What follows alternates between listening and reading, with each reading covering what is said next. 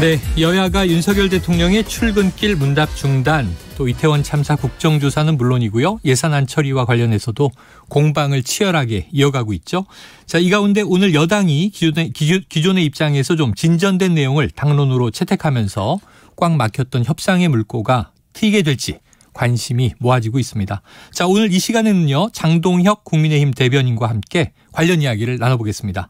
자, 안녕하십니까? 네, 안녕하세요. 장동혁입니다. 네, 자, 오늘로요, 윤석열 대통령이 도어 스태핑을 잠정 중단한 지 사흘째. 자, 야당에서는요, 소통을 강조했던 윤 대통령이 용산으로 간 이유가 없어졌다. 언론에 대한 조치 역시 과도하다. 이런 비판을 계속 내고 있어요. 대변인께서는 지금 상황 어떻게 보고 계십니까? 윤석열 대통령이 의지를 가지고 진행해온 도어 스태핑이 중단된 것은 안타깝게 생각을 합니다. 네. 그리고 소통을 강조해 오신 것도 맞고, 그런데 저는 소통은 상호 존중의 바탕 위에서 이루어져야 된다고 생각합니다. MBC 보도 이후에 여러 가지 좀 충돌 지점이 있었고, 네. 그러면서 공정한 보도 또는 언론의 취재 윤리 이런 부분들에 대해서 대통령실에 요구했던 부분들이 있는데, 네네. 그분들이 이제 받아들여지지 않았고, 그래서 결국은 이와 같이 도어 스태핑이 중단이 됐는데요. 일단 앞으로 좀 국민의 알 권리 그리고 소통 이것을 위해서 도어 스태핑이 조속히 다시 재개되기를 희망합니다. 네, 재개되기를 희망하신다. 자, 윤 대통령 지난 취임 100일 기자회견에서도요, 용산으로 대통령실을 옮긴 가장 중요한 이유다 이렇게 언급하기도 했고, 그런데 이제 조건이 붙어 있는 게 근본적인 재발 방지 방안, 이게 마련되지 않는다면 지속하기 어렵다는 입장으로 보여집니다. 네. 그럼 조속히 재개를 이제 원하신다 말씀하셨으니까 재개가 된다면 어떤 방식으로 좀 진행이 돼야 가능하다고 보세요? 지금 매일 이렇게 진행되는 방식인데, 네네. 횟수라든지 그리고 소통이라고 하는 본래 목적 그리고 자유로운 소통이라고 하는 본래의 취지를 살리는 범위 내에서 네. 필요한 정도의 어느 정도 형식은 갖추고 그리고 일주일에 몇 번 정도 이렇게 진행할지 이런 부분에 대해서 조금 더 이번 기회에 네네. 대통령실에서 검토를 해서 소통은 이어나가되 그 소통이 국민들에게 의미 있고 그리고 의미 있는 내용들에 대해서 국민의 알 권리를 충족할 수 있도록 조금 수정 보완했으면 좋겠습니다. 네네. 수정 보완해서 조율을 거쳐서 빨리 재개했으면 좋겠다. 네. 알겠습니다. 자, 이제 좀 상대당이기도 합니다만 지금 국회 다수당을 이제 점하고 있는 민주당 관련 얘기도 여쭤볼게요. 이재명 대표 관련해서 최근에 대장동 특혜 로비 의혹, 그런데 이제 민간 사업자 남욱 변호사가 최근 재판에서 이 대표를 좀 겨냥하는 폭로가 계속 나오고 있습니다. 그렇습니다. 예, 수사 때 했던 진술을 번복한 것도 있고 또 이제 내놓지 않았던 얘기를 이제 꺼내는 것도 있고. 자, 이게 판사 출신이시잖아요. 네. 재판에 대해서 너무 잘 아실 테니까. 네네. 남욱 변호사가 이제 왜 이렇게 좀 1년 전과 지금이 바뀌었다고 보시는지 또 신빙성은 어떻게 보시는지 좀 답변을 주신다면 어떻습니까?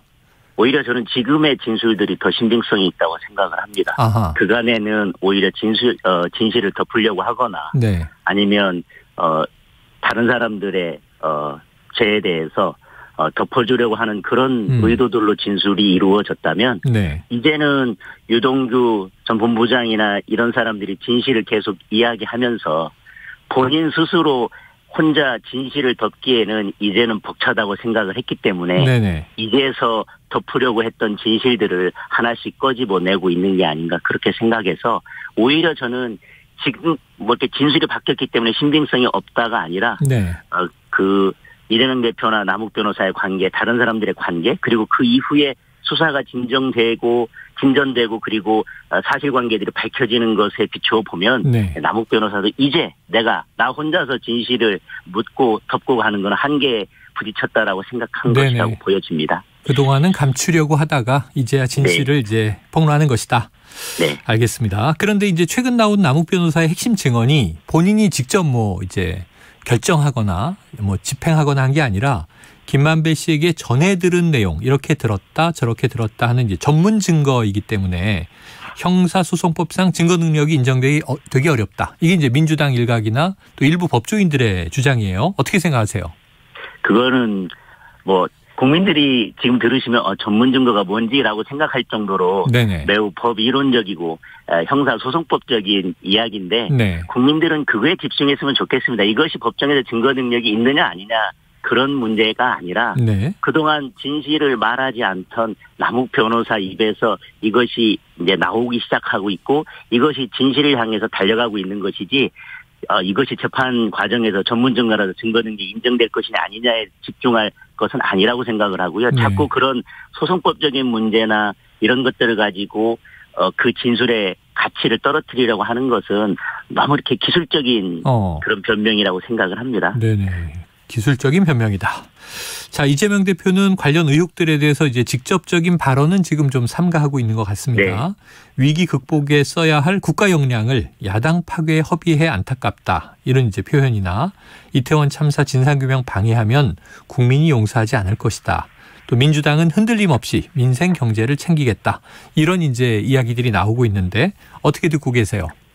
그런데 실제로 지금 전문 증거라서 증거 능력 인정되기 어렵다라고 민주당에서 이야기하는 것처럼 사실 민주당 대변인들은 하루가 멀다 하고 이재명 대표의 관련된 형사 사건에 대해서 네. 이건 이렇고 뭐 거기는 CCTV가 이렇고 네. 계속해서 마치 변호사들이 법정에서 변론을 하듯이 논평을 통해서 쏟아내거나 아니면 방송에서 계속 패널로 나가서 그런 것들을 하고 있는데 네네. 사실은 이재명 대표는 그렇게 말하면서 뒤에서 뒷짐지고 있지만 결국은 민주당 모든 의원들이 나서서 이재명 대표의 변호인단으로 활동하고 있다라고 보여지고 네. 그리고 지금 예산 전국이나 모든 전국에 있어서 사실 지금 이재명 대표의 사법 이슈과 관련된 여러 움직임들이 있는데 네. 말로는 민생이고 뭐 지금 국가 역량을 집중해야 된다라고 하지만 과연 집중이 실제로 되고 있는지 그 부분에 대해서는 국민들께서 잘 판단하시리라고 생각을 합니다. 네, 국민들의 판단이 있을 것이다. 자, 이 민주당도 당 차원에서요 윤석열 정권의 조작 수사와 정적 사냥을 중단하라 이런 입장을 이제 내놓고 있습니다. 아까 말씀하신 대로 의원과 당직자들이 방어하고 있는 상황인데 당내의 상황을 보면 또 이런 보도들이 많아요. 비이재명계의 불만과 함께 이낙연 전 대표의 이제 복귀론도 좀 흘러나오고. 이 또 정당 내에 계시니까요. 여당 야당 다 이제 의사점과 차이점이 있는데 네. 이 민주당 내부 상황은 좀 어떻게 감지하고 계세요? 민주당에서 지금은 뭐 그런 불만들이 밖으로 표출되고 있지는 않고 네. 이재명 대표의 사법 리스크를 막기 위해서 지금까지는 단일 대오로 움직여가고 있다고 보여집니다. 그런데 네. 뭐 유동규 뭐 이렇게 남욱 변호사가 어떤 진실을 이야기하면서 김용, 정진상, 이재명 대표의 측근들이 실제로 구속되거나 기소가 되면서 네. 그리고 그 구속영장이나 공소장에 이재명 대표의 이름이 수십 차례 또는 수차례 이렇게 계속 거명이 되면서 아마 현실적으로 이재명 대표에 대한 사법 리스크가 현실화되고 있고 곧 이재명 대표를 향해서 수사가 될 거라고 하는 것들을 야당 의원들도 감지하고 있을 것입니다. 다만 지금 야당으로서는 이재명 대표를 당대표로 뽑아놨기 때문에 지금까지는 겉으로는 단일 대오로 뭉쳐서 가고 있는 것처럼 보이지만 내부의 속내는 매우 복잡하리라고 생각하고 네. 플랜 B를 준비하고 있다고 저는 생각합니다. 플랜 B를 준비하고 있다. 알겠습니다. 네. 자, 지금 이게 보도가 많이 안 나오고 있습니다만 사실은 예산 전국이라 내년도 예산은 네. 법정 처리 시한 보니까 9일밖에 안 남았더라고요. 정말 네, 그렇습니다. 시간이 얼마 없는데 이 민주당 쪽에서는 주거안정 등 복지 예산의 회복이 필요하다. 대통령실 이전 예산 등 혈세 낭비성 예산을 줄여서 그 돈을 민생 예산에 쓰도록 하자. 이런 이제 주장들이 나오고 있고요.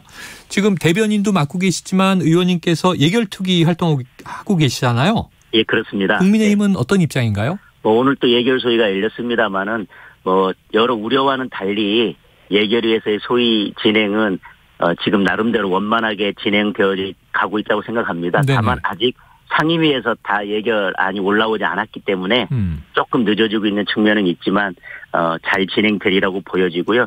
야당이 주장하는 부분들 저희들도 최대한 반영할 수 있는 부분은 반영을 하려고 예결위에서 서로 대화를 통해서 문제들을 해결해 나가고 있습니다. 네. 다만 또 야당의 국민의힘에서 부탁하고 싶은 것은 그냥 윤석열 정부의 핵심 정책 과제거나 국정 과제니까 이것은 반대한다라든지 네. 그동안 검수완박에 대해서 계속 지금 시행령 통치다 이렇게 하면서 문제를 제기해왔기 때문에 이제 그 부분들에 대해서 예를 들면 뭐 경찰국이나 법무부 예산에 대해서는 그냥 뭐 무작정 몇 %씩 뭐 몇십 %씩 깎아야 된다라고 네. 하기보다는 일단 예산 심사에 대해서는 그런 정치적인 쟁점들은 좀 덮어두고 민생과 그리고 국가 이 정부가 제대로 효율적으로 앞으로 움직여질 수 있도록 서로 지혜를 모았으면 좋겠습니다. 네. 그런데 이제 정치적인 지금 말씀하신 뭐 법무부 또 행안부 이런 예산은 네. 조금 차치하더라도요. 네. 윤석열 정부가 좀 중요하게 발표한 지 시간이 좀 흐른 게 세제 개편안이란 말이에요. 네, 그렇습니다. 이게 민주당 쪽하고는 좀 많이 이 노선과 입장이 다릅니다. 네네. 그 금융투자 소득세 문제도 있고 사실은 또 종부세가 축소되느냐 마느냐도 중요한 문제고. 맞습니다. 네. 그런데 이 도입 유예 여부를 두고 정부 야당사 의견이 좀 평행선인 것 같아요. 이 해결될까요? 저는 해결될 거라고 생각을 합니다. 네. 왜냐하면 이건 민생의 문제고 또 종부세는 뭐 야당에서도 대선 시절에 같이 이제 공약에 참여했던 부분이고요.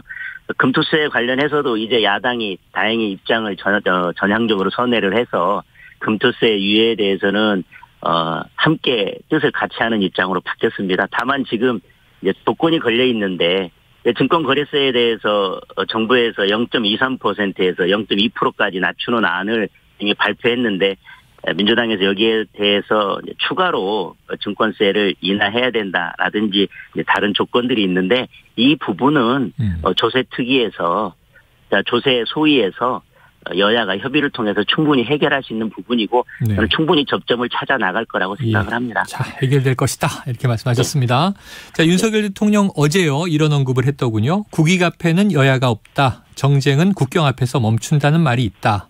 자, 국회 예산안 처리 협조를 당부했고 국민의힘은 또 의총을 통해서 예산안 처리 후 국정조사로 당론을 또 전환하기도 했습니다. 오늘 오전 의총 분위기 좀 어떻게 보셨습니까? 사실은 지난번에 저희들은 예산안 처리하고 그리고 수사 결과를 보면서 국정조사에 대해서 다시 논의를 하자라고 얘기를 했었고 사실 국정조사에 문을 닫아놓은 것은 아니었습니다. 네네네. 그러나 조영 원내대표가 국회의장과 또 더불어민주당의 박홍근 원내대표 회동에서 그래도 우리가 빨리 뭔가를 진전을 이루어내고 진실 발견과 재발방지 대책을 원하는 국민들의 그런 욕구도 우리가 충족시켜야 되고 또 예산안이라고 하는 문제를 빨리 해결해야 되지 않느냐라고 하는 그 큰 뜻에 네. 어쨌든 공감을 해서 수사 결과를 지켜보고라고 하는 전제를 떼고 예산안이 네네. 처리되면 국정조사에 참여하기로 전향적인 입장을 밝혔습니다. 그것은 예산안은 어떠한 경우에도 법정 시간 안에 처리돼야 된다라고 하는 강한 의지, 조영 대표의 강한 의지를 반영한 것이 아닌가 생각하고 의총에서는 사실은 협상 권한에 대해서는 조영 원내대표에게 이름한 상태였기 때문에 오늘 의총에서 그러한 협상 결과를 존중해 준 것이라고 생각합니다. 예. 자, 그럼 이제 공을 야당으로 이제 넘기신 거예요. 그럼 법정 시한 내에 예산안이 처리될 가능성 어떻게 보세요? 저는 뭐 아마 오늘 지금 대표당 지도부에서 여야가 이제 협의를 이어가고 있지만 저희가 원하는 것은 법정 시한 안에 예산안을 마무리하는 것인데 네네. 국정조사의 전제가 예산안을 끝내고라고 했기 때문에 여러 가지 심사 과정에서 뭐 다른 쟁점들이 있어서 법정 시한을 설령 못 지킨다 하더라도 네. 최대한 빠른 시간 안에 예산안은 처리가 되지 않을까 그렇게 생각합니다. 알겠습니다. 자, 네. 국정조사위가 나왔으니까요. 이태원 네. 참사 관련인데 어제 처음으로 유가족들의 기자회견이 나왔지 않습니까? 네. 근데 6가지 요구 조건 중에 이제 제일 또 첫 번째로 대통령의 진심 어린 사과와 후속 조치 약속 이런 대목이 있어서 네. 자 이제 여당 소속 의원이시니까 이 네. 윤석열 대통령의 좀 공식적인 사과 메시지 나올 걸로 보십니까? 뭐 국가적 이런 참사 앞에서 뭐 대통령이 무한 책임을 져야 되고 이 참사의 최종적인 책임은 대통령이 있다고 여러 차례 말씀하셨고 네네. 또 공식적인 자리에서도 사과를 했지만 뭐 그 형식이 문제가 되고 그 형식이 필요하다면 대통령께서도 그러한 사과는 하실 수 있다고 생각을 하고요. 네. 그리고 후속 조치 약속이 있는데 이건 너무나 정부로서는 당연한 것이고 네. 재발 방지나 후속 조치는 반드시 있어야 된다고 생각합니다. 그리고 그러한 점에서 특별법을 만들어서라도 일단 법적인 책임, 배상 책임에 관해서는 전향적으로 풀어나가겠다고 이제 밝혔는데 네. 그 이후에 어떤 법적 조치나 다른 후속 조치들은 뭐 차질 없이 해 나가리라고 보여지고 네. 그리고 나서 뭐 국정조사 특위에서도 그렇게 하겠지만 정부에서도 또 대통령실에서도 재발 방지 대책 정말 이런 참사가 다시 일어나지 않도록 네. 늘 정치적인 논쟁, 정쟁만 하다가 그냥 끝나버릴 것이 아니라 이번에는 국조를 하든 뭘 하든 재발 방지 대책에 대해서 좀 진짜 함께 뜻을 모았으면 좋겠습니다. 알겠습니다. 자, 이 국정조사 등 정치 현안 관련해서 지난주에는 이제 민주당 입장을 들었었고요. 이어서 오늘 국민의힘 입장도 들었습니다. 지금까지 장동혁 국민의힘 원내 대변인과 말씀 나눴습니다. 대변인님 고맙습니다. 네, 감사합니다. 네.